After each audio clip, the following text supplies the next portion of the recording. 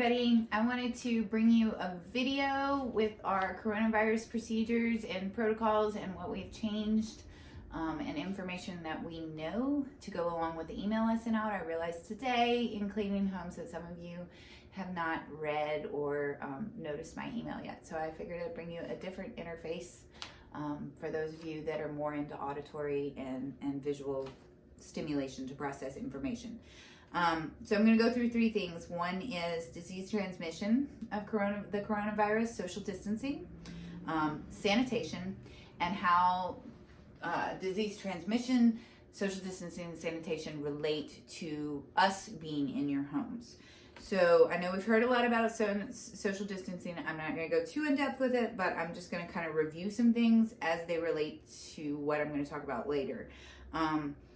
We know through the CDC, through studies that are coming out daily on this new novel coronavirus, that transmission occurs through droplets of bodily fluids that come from our nose, our mouth, or out in fecal matter. We know that those droplets can travel when we speak up to 6 feet, and that they can remain in the air for up to 3 hours.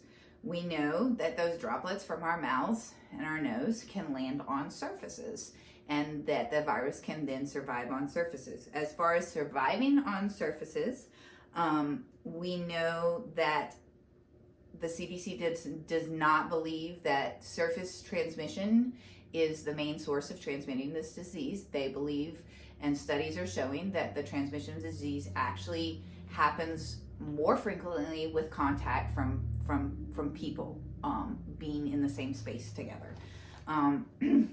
What we know about it living on surfaces is that cardboard, soft hard surfaces like cardboard, like paper, like your books and whatnot, that the coronavirus can live for up to 24 hours. We know that on hard surfaces like stainless steel in your kitchens, plastic in your kitchens, your beautiful granite and quartz countertops that you have in your kitchens, Formica countertops, all those types of hard surfaces, non-porous hard surfaces, that the virus can live from anywhere from 48 to 72 hours on those surfaces. Fabric is questionable at this point. They don't think that it survives as long on fabric as it does on hard surfaces because of the rate of drying that happens with fiber. And especially natural fibers, not polyester fibers. So we're not sure on fabrics. We know that if it lands on copper, it dies within 4 hours, which I think my geeky brain thinks is a really cool thing, and as an advocate for copper tubs and copper sinks in your house if you're going to remodel anytime soon. So as far as disinfecting surfaces and killing the coronavirus, we know that the coronavirus dies in a solution with a solution of anywhere from 62 to 71% alcohol, and in a solution of a half a percentage of hydrogen peroxide or household bleach, and activated on the surface. It's inactivated if that spray remains wet on the surface for at least 1 minute. We also know through studies that high humidity and high heat combined will kill the virus as well. So the EPA and the CDC and the WHO and studies that are coming from China and Italy are suggesting approved cleaners be ethanol, so grain alcohol, isopropyl alcohol, hydrogen peroxide, and household bleach. Lysol is not going to kill this virus, despite what the back of the can may tell you. So in your home, what are we doing with that information? One, if you're there when we clean, we are not going to be as friendly as we usually are. We will say hi, but we're not going to try to have long conversations with you. And if we do have to have conversations with you, we're going to try to maintain a distance of 10 feet. They say 6 feet, I'm saying 10, just to be safe. And then move out and go on with our cleaning. As far as changing our cleaning protocol to include serious sanitation, I have developed a sanitizing spray based on the World Health Organization's recipes for sanitizing sprays and hand sanitizer And that spray includes 75% ethanol, grain alcohol, about 16, almost 17% water, 6.25% hydrogen peroxide, and 2.08, we could call it 2.1% essential oils.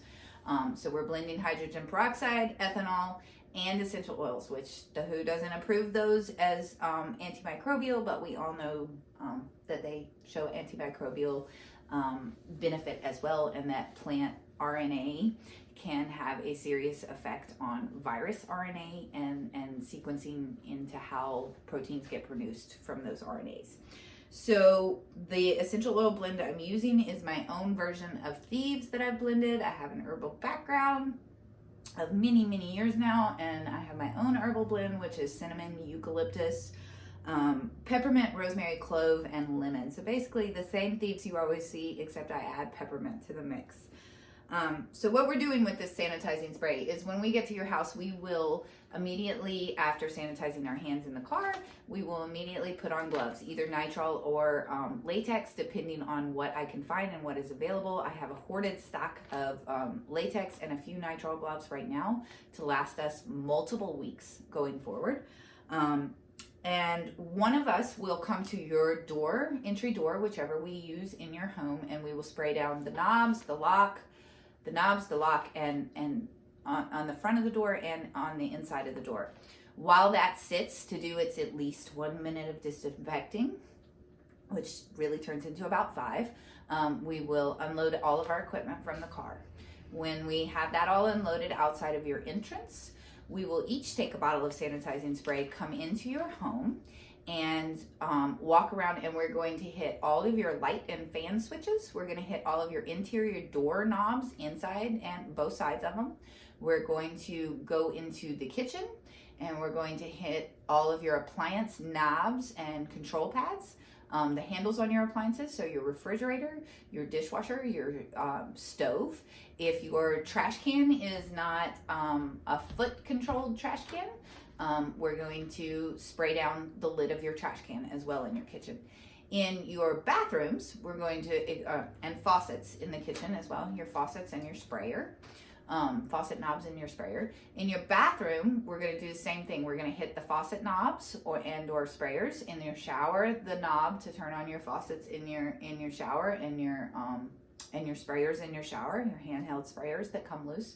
And we're also going to spray down your sinks and your toilet inside and out, because of the ability for it to be transmitted through fecal matter. So that everything, then we're going to go back outside and get our equipment, so that while we're bringing your equipment in from your porch or your entryway into the rest of your home where we can start cleaning, that all that sanitizing spray has at least 5 minutes to sit and do its magic.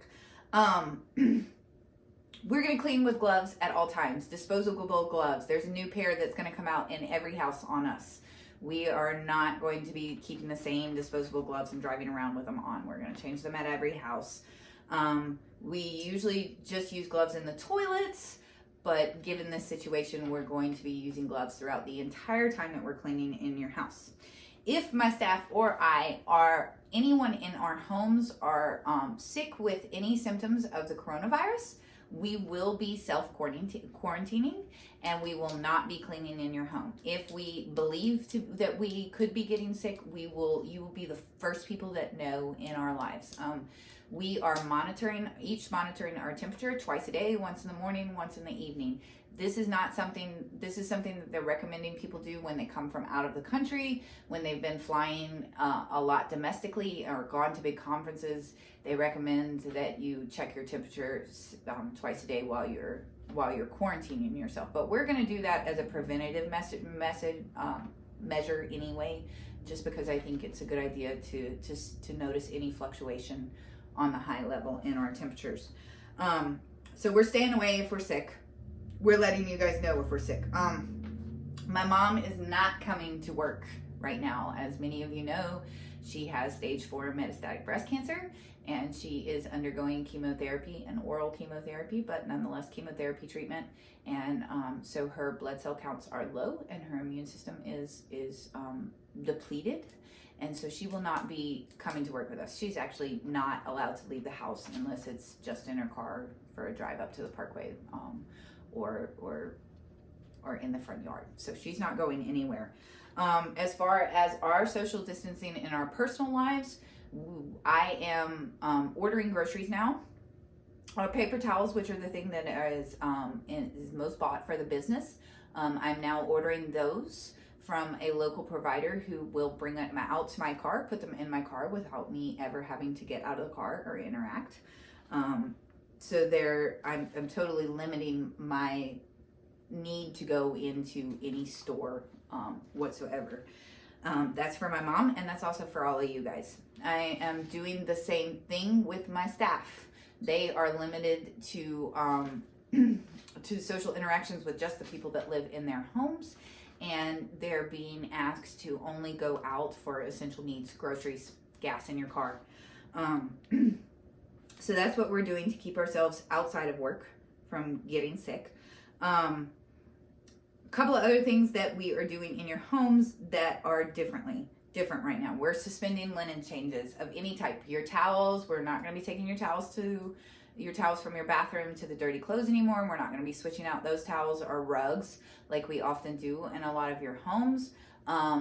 This is because we don't know how long it lives on fabric. So to err on the side of caution, I'm suspending all linen changes. That includes your beds, your duvet covers, all of that stuff. I love doing this for you. We love doing this for you. I love making your beds look all pretty and perfect. But that's just not something we're going to do right now to err on the side of caution. Your bed linens, your bath linens go all over your face, all over your body, and we just don't think we need to be touching that right now. I was suspending in my document. I said I was going to suspend the washing of breakfast dishes. I'm not gonna do that now. After reading about high humidity and high heat and soap and what those things can do, I don't think it's a necessary measure. So we'll continue to do your breakfast dishes. Yay! We are going to suspend the cleaning of your toothbrush holders and your toothbrush chargers. These are things that go directly into your mouth, and they get really funky and dirty and gross. And this is why I do clean them for you usually. But we're not going to be cleaning those for the time being. So you're going to have to clean out your own toothbrush holder or your own toothbrush base. And I'm sorry, and I will go back to it as soon as possible. Our microfiber cloths that we use, our microfiber mop pads, those get washed regularly in hot water and vinegar in my house and dried in the dryer on high heat. We will not stop doing that ever. Obviously, we have to clean our microfiber cloths. We always get new ones for each house that we go into. We keep a laundry bin in the car where we toss the used ones, and we always switch those out with every house anyway. So that process will continue. Our sponges that we use and our scrubbing brushes that we use in your homes will go through a high heat sanitizing dish cycle in my own house to sanitize them regularly. We have hand sanitizer in the car for us. Well, anytime we enter or leave we enter the car or we leave the car, we're going to be doing a little pump of hand sanitizing and sanitizing our hands. So we have some requests of you and what you can do to help us out. And the biggest request of all is that if any member of your household is sick, we need to know, especially if any member of your household has a fever or has a cough or any of the symptoms of coronavirus, but just in general. And that's kind of always been our policy, and most of you are so good at letting us know that on a regular basis, and especially since we found out about my mom's diagnosis, y'all been even better at it. So let's keep that up. Just let us know the second you are experiencing symptoms of being ill, and we will then monitor that situation. We will either reschedule you, or we may need to skip one cleaning and resume with the next one, depending on what your symptoms are and what we think you've got going on. Obviously, if you test positive, if that happens to you, you test positive for coronavirus at some point, we definitely need to know that. We also want you to let us know if you've traveled outside of the country in the last month. Traveling outside of the country is not going to really be a high possibility going forward. But if you have been out of the country in the last month, we want you to let us know. And we want to skip your cleanings until you have been home and clear of any type of sickness for at least 1 month. We do have clients that have been out of the country recently, and you've all been great at telling us that you've been out of the country. We know about this. But if any of the rest of you have been out of the country that we don't know about, please let us know so that we can skip cleanings. If you have traveled by plane domestically in the last 2 weeks, been to any big business conferences, been to any big events, and then traveled by plane domestically, please let us know that as well. And we'll put a quarantine on your house as far as us coming into it. We will not come into it for at least 14 days until we know you haven't come down with any symptoms. A couple other simple things: tissues, napkins. It is allergy season. I have allergies myself to these stupid Bradford pears out here. I hate them. They make my eyes itchy. They mess with me. I have allergies to other tree pollen that comes out at this time of year. I know many of you do. That's why we clean for you, is to keep your house dust-free and pollen-free for a lot of you, and reduce those allergies. If you have allergies, you're using tissues in your house. If you're using napkins, disposable napkins when you eat in your meals, please pick these up before we come to clean, whether it's that morning or the night before. If we are going to dust a surface like your nightstand or your kitchen countertops, and there is a used tissue or napkin of any sort on your kitchen countertops or your nightstands, we're going to dust around it. We're not going to pick it up. Usually we get some sort of barrier, like our gloves, and we pick it up, we throw it in the trash, no big deal, we wash our hands. Right now, we're not going to pick up any of your tissues or any of your napkins. Same goes with your dirty clothes, because we don't, again, know how long it lives on fabric. We think it's less time than a lot of other surfaces, but we don't know yet. There's not a lot of data on that yet. So we're not going to pick up your dirty clothes. You leave your boxers in the middle of the floor, we're going to vacuum around them, and your boxers are still going to be in the middle of the floor when you get home. That's just for everybody's safety. And last but not least, but one of the least, I guess, I don't know, is your throw blankets. For the same reason as your towels, your linens, your clothes, your tissues. If your throw blankets on the couch are just all strung out right now, you're going to find them all strung out when you get home. We ask that you put them either in the baskets that you have in your house, or that you fold them neatly and put them on your back of your couch, so that we don't have to mess with those either, because they touch your face and your body is wrapped all in them. And that is something that really is driving me nuts right now aesthetically. The person I am, I love to fold neatly your throw blankets and put them on the back of your couches and puff up all your throw pillows and make your home look Southern living perfect. But we just don't think that that's the best idea right now. So I think that I've gone through everything. Thank you for listening through this. Thank you for cooperating. We feel like we can be an asset right now in your homes, that we can come in, we can sanitize, we can make things better and happier and cleaner in your homes right now to prevent the transmission of this disease and help slow it. If anything comes up, if you have questions, please let me know. As usual, I'm so grateful to all of you for how cooperative you have been thus far, and how cooperative you've been with my mother's illness at letting us know all these things and pretty much doing all this stuff already. But big gratitude goes out to you for that. The last thing I want to talk about is the financial impact of this virus on our community. And a lot of you have reached out to me with, not a lot of you, a handful of you have reached out to me with reasons why you don't want us to come into your homes for various reasons, whether it's that you've traveled, whether that it's you're caring for an elderly person, you have a low immune system, whatever it is, you've reached out to me, you don't want us to come into your homes right now, but you are still wanting your bills and still wanting to pay your bills. And I want to, a lot of you have reached out about that going forward, about still getting your bills and still paying your bills to us. And we want to say give you a great deal of gratitude for that. In a business as small as mine is, it is paycheck to paycheck for us. Our budget is very, very small. My nest egg is really small for myself and my family. For my employees, it's even smaller. Being able to still feed ourselves through this crisis for as long as possible and be paid is such a huge relief that we are so grateful for. And so for those of you that have those incomes, that are able to work from home, that have companies that you work for that are amazing and are giving you paid time off, or that have steady retirement incomes and have reached out to us and continue and are asking for your bills and to continue to pay us.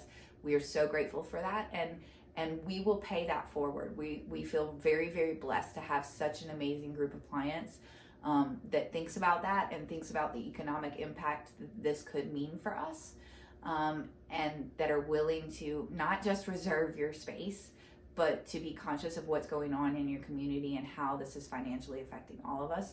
We're so grateful for that, and we will pay it forward. We will pay it forward to you when we're able to come back into your homes. We'll do some extra things. If there's some deep clean things like cleaning out your refrigerator, whatnot, that you've been thinking about doing for a while, please jot them down. And the second we're able to come back into your homes, we will do those things for you.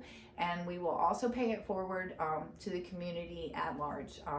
Us being able to continue to have income for ourselves and continue to keep the lights on and food in our mouths for ourselves allows us to help out some of our clients that may not have the same option. We have some clients that are in the restaurant industry, and the restaurant industry, as many of you may know, is facing a catastrophic event right now in our country.